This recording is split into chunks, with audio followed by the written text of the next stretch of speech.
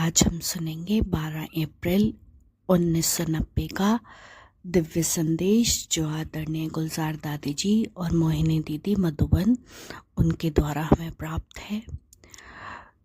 तो ध्यान से सुनेंगे और सारी शिक्षाओं को अपने में धारण करेंगे। बाबा इस संदेश द्वारा हमें अनेकों शिक्षाएं दे रहे हैं।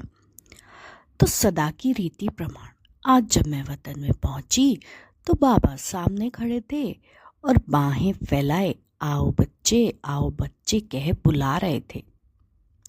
जैसे ही मैं नजदीक गई तो बाबा मेरे को दृष्टि देते हुए भी जैसे और कहीं थे। ऐसा महसूस हो रहा था जैसे बाबा देख मेरे को रहे हैं लेकिन यहाँ है ही नहीं। मैं कैच करने की कोशिश कर रही थी कि बाबा कहाँ हैं। तो थोड़े ही समय के बाद बाबा ने पूछा, बच्ची बाबा तुमको देखते हुए भी मेरे को सभी बच्चे याद आते हैं। मैं आप एक को नहीं देख रहा लेकिन जो मेरे अनन्य बच्चे हैं वे सब मेरे सामने हैं। मैंने कहा बाबा सभी अनन्य बच्चे तो मधुबन में आए हैं। जब मैं ये कह रही थी तो बाबा मुस्कुराए और कहा, हाँ बच्ची। बाबा का मुस्कुराना बहुत रहस्ययुक्त था। मैंने कहा बाबा आप क्या सोच रहे हैं। तो बाबा ने कहा आज मैं अपने अनन्य बच्चों को चुन रहा हूँ।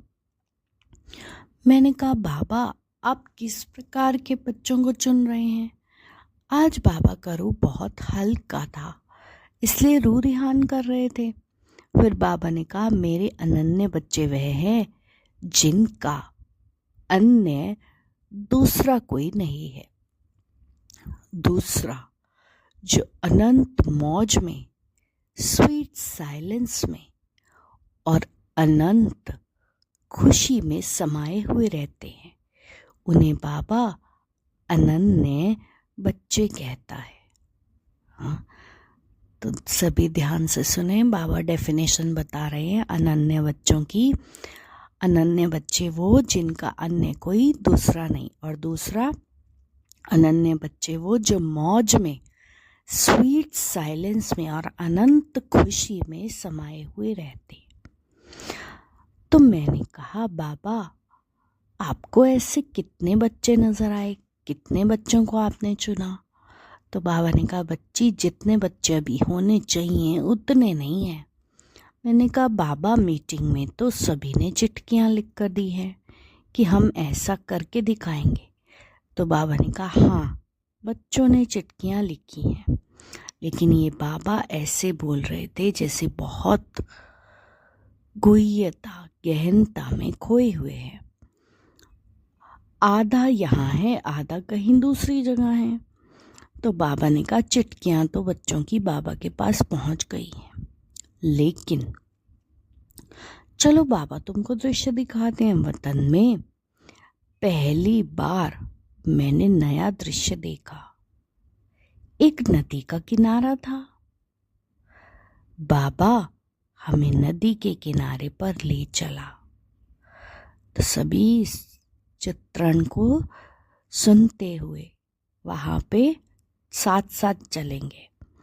तो एक नदी का किनारा था। बाबा हमें नदी के किनारे पर ले चला। उस किनारे पर थोड़ी ही दूर एक कमल के फूल जैसा फूल था। तो बाबा ने कहा वहाँ जाओ देखो क्या चीज़ है। मैं गई तो देखा कि वह कमल का फूल ही था लेकिन बंद था।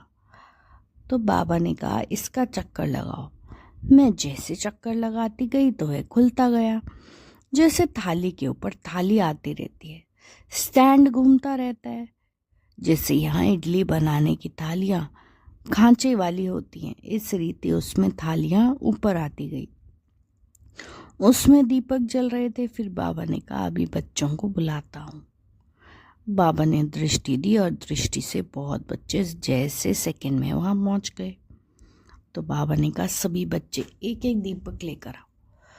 थालियाँ ऊपर आती रही और एक एक दीपक सभी उठाते रहे। दीपक भी कमल पुष्प के ही आकार का था।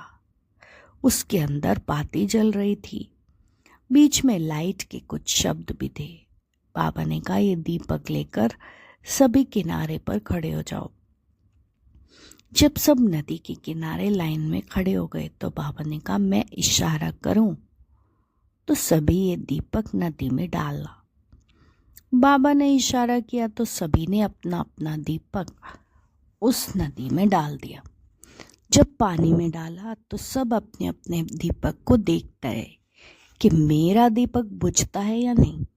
ये सीन बहुत सुंदर लग रही थी। सभी दीपक पानी में तैरने लगे और तैरते तैरते एक ऐसी जगह थी जहां सब दीपक ठहर जाते थे। वहां दीपकों की डिजाइन जैसे बनती जाती थी। तो बाबा ने कहा, देखो सभी ने दीपक डाला है, अब देखना किसका दीपक पहुंचता है।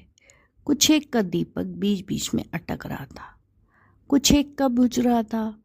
जिस समय जिसका दीपक रुकता था, बाबा उस समय उस बच्चे को बहुत अच्छी दृष्टि देते थे। जो बच्चा बाबा की दृष्टि को कैच करके अपने दीपक को संकल्प की दृष्टि देते थे तो उनका दीपक जल पड़ता था।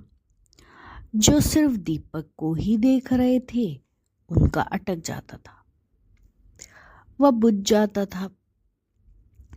तो बाबा ने इसका रहस्य सुनाया कि बच्चों ने जो दृढ़ संकल्प की चिट्ठी लिखी है, ये है बाबा की आशा का दीपक।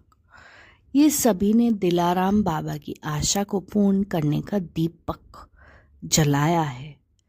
अब इस जगे हुए दीपक को चाहिए शुद्ध दृढ़ संकल्प, जिससे ये आशा का दीपक मंजिल पर पहुंचे, नहीं तो कहाँ ना कहाँ अटक जाएगा। फिर बाबा ने अटकने के 3 कारण सुनाए। ध्यान से सुनेंगे। हमारे पुरुषार्थ में कहाँ हम अटकते हैं, कहाँ हम फंस जाते हैं, तो वो बाबा हमें बता रहे हैं। हम इसको जान लेंगे और जान करके अपने पुरुषार्थ को तीव्र करने की कोशिश करेंगे। तो बच्चे 3 पर में अटक जाते हैं। वे 3 पर हैं। पहला, पर चिंतन। अटकने के 3 कारण। पहला, पर चिंतन। दूसरा, पर दर्शन। और तीसरा, पर मत। पर चिंतन, पर दर्शन और परमत। पर चिंतन में हम क्या करते हैं, दूसरे का चिंतन करते रहते हैं, है ना। दूसरे के बारे में सोचते रहते हैं कि इसने ऐसा क्यों किया, इसको ऐसा नहीं करना चाहिए था, ऐसे वैसे। और पर दर्शन में हम क्या करते हैं, ऐसी बातें देखते हैं जिसको देखने की कोई ज़रूरत नहीं है। आप देखें, बहुत कॉमन एग्जाम्पल है। हम गाड़ी में जा रहे हैं, ऐसी ऐसी चीज़ें देखते हैं जिसका कोई फ़ायदा नहीं है। चलते चलते भी ऐसी चीज़ों पे बुद्धि अटक जाती है। बहुत संकल्प चलते हैं कि ये क्या है। तो ये है पर चिंतन और पर दर्शन, जो हमारा समय और संकल्पों को वेस्ट करता है। और तीसरा है पर मत। पर मत, दूसरों की मत पर चलते हैं, है ना। तो बाबा हमें अटेंशन खिंचवा रहे हैं कि हमारे लीकेज, पुरुषार्थ में ये लीकेज हैं, पर चिंतन, पर दर्शन और पर मत, जिसमें हम श्रीमत को इग्नोर करते हैं और दूसरे मनुष्य मत की आधार पर चलते हैं। तो आशा का ये दीपक जो नीचे ऊपर होता है, जो बाबा की आशाओं का दीपक है, उसका कारण यही 3 बातें हैं। फिर कोई कोई बच्चे बाबा के श्रेष्ठ संकल्प की दृष्टि को कैच करके इससे मुक्त हो जाते हैं तो दीपक जल पड़ता है। इन 3 पर को निकालने के लिए चाहिए एक पर। पहले तो बाबा ने लीकेज के कारण सुनाए, पर चिंतन, पर दर्शन और पर मत। अब इसको ठीक कैसे करें, अब निवारण बता रहे हैं बाबा। इसको निकालने के लिए चाहिए एक पर चाहिए परोपकार। ये है सुलटा, वे तीन हैं उल्टे। जो परोपकारक की अर्थात शुभ भावना शुभ कामना की दृष्टि देते हैं उनका दीपक ना रुकेगा ना बुझेगा। जो परोपकार की शुभ भावना की शुभ कामना की दृष्टि देते हैं उनका दीपक ना रुकेगा ना बुझेगा। आगे बढ़ते बढ़ते संपन्नता व संपूर्णता की बाप समान बनने की मंजिल पर पहुंच जाएंगे। ऐसा सुनाते बाबा ने कहा, अच्छा एक दीपक ले आओ, इसमें देखो क्या क्या है। दीपक में नीचे था कमल पुष्प।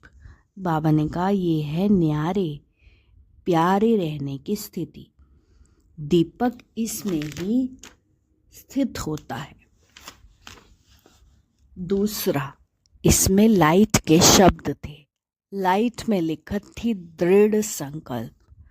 ये दृढ़ संकल्प की ही बात थी। इसी रीति से दीपक सजा हुआ था। तो बाबा ने कहा, कई बच्चे कहते हैं मैंने जो किया या कहा वे पेपर लेने के लिए किया। मैंने कोई सच्चे भाव से नहीं किया। मैंने कहा कि देखें, उसने जो प्रतिज्ञा की है कि क्रोध नहीं करूँगा, ईर्ष्या में नहीं आऊँगा, तो इसमें कितना पास है। कई फिर कहते मैंने कोई परचिंतन थोड़े ही किया है, सिर्फ समाचार ही तो सुनाया है। ऐसे हंसी की बहाने व परदर्शन की अनेक बातों की लिस्ट बाबा के पास है ना, जिसमें बच्चे खुद को खुद ही जैसे कि धोखा दे रहे हैं, है ना, माया के चंगुल में फंसकर। और फिर बाबा को ही जैसे एक्सक्यूजेस देते हैं कि बाबा मैंने परचिंतन नहीं किया। तो इसलिए बाबा आज सुना रहे हैं, ऐसी बातें आगे नहीं करना, तभी आपका दीपक मंजिल पर पहुंचेगा। बीच बीच में रुकावटें आए भी तो इन तीन पर को एक पर से अर्थात परोपकार की भावना से एकदम काट देना। तो इतना सुंदर संदेश बाबा ने हमें दिया। पहले बाबा ने हमें आशा का दीपक दिखाया, फिर बाबा ने उसका कारण सुनाया कि आशा का दीपक की लौ कम क्यों हो जाती है या बुझ क्यों जाता है। क्योंकि चलते चलते बच्चे तीन चीज़ों में अटक जाते हैं, परदर्शन, परचिंतन और परमत। फिर बाबा ने इसका सल्यूशन भी दिया कि ये तीन पर को परोपकार से काट देना है। परोपकार अर्थात रहम दिल की भावना, शुभ कामना और शुभ चिंतन।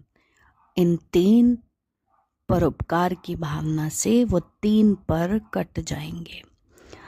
तो हम सब आज के इस दिव्य संदेश से शिक्षा लेंगे कि हमें परदर्शन, परचिंतन और परमत पर नहीं चलना है और ये तीन पर परोपकार में, शुभ भावना, शुभ कामना और शुभ चिंतन में रहना है। अच्छा, ओम शांति।